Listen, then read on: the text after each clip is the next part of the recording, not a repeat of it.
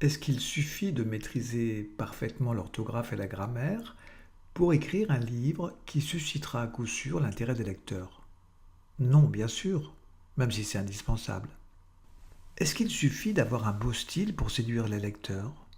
Non, pas davantage, même si ça compte. Car si c'était vrai, il y aurait un très grand nombre d'auteurs qui auraient du succès.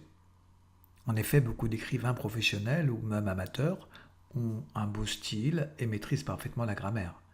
Malheureusement pour eux, ils sont loin d'avoir toujours du succès et beaucoup de leurs livres tombent dans les oubliettes à peine ont-ils été publiés. Si leur livre a peu de succès, c'est souvent parce qu'il manque un ingrédient important. Vous ne devinez pas? Alors j'ai une question à vous poser. Vous avez certainement été séduit par quelques livres que vous avez lus et qui sont restés dans votre mémoire. Fermez les yeux et essayez de vous rappeler pourquoi ils vous ont tant marqué. Était-ce parce qu'ils étaient bien écrits? Non, je pense pas, même si cela joue bien entendu. Et certainement pas davantage parce que l'auteur maîtrisait parfaitement la grammaire, vous êtes bien d'accord. Est-ce que vous avez aimé ce livre à cause de l'histoire? Certainement, mais on peut écrire une bonne histoire et ne pas avoir de succès. Alors pourquoi avez-vous aimé ce livre? Vous ne voyez pas? Vraiment pas? Eh bien, je suis prêt à parier que si vous avez aimé cet ouvrage, c'est avant tout à cause de la personnalité de l'auteur, de l'originalité de son style, de sa façon d'écrire authentique.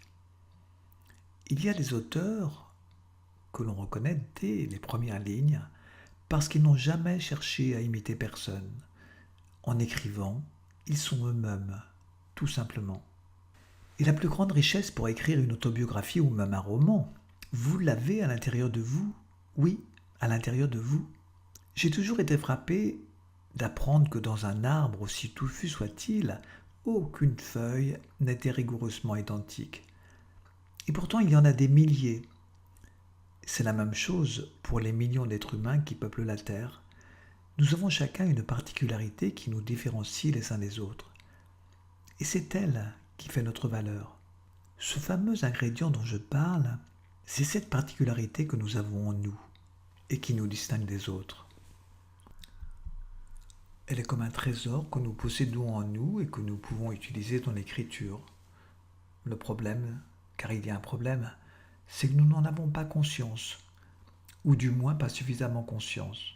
Par exemple, lorsque nous écrivons, nous cherchons trop souvent à imiter le style de tel ou tel auteur connu.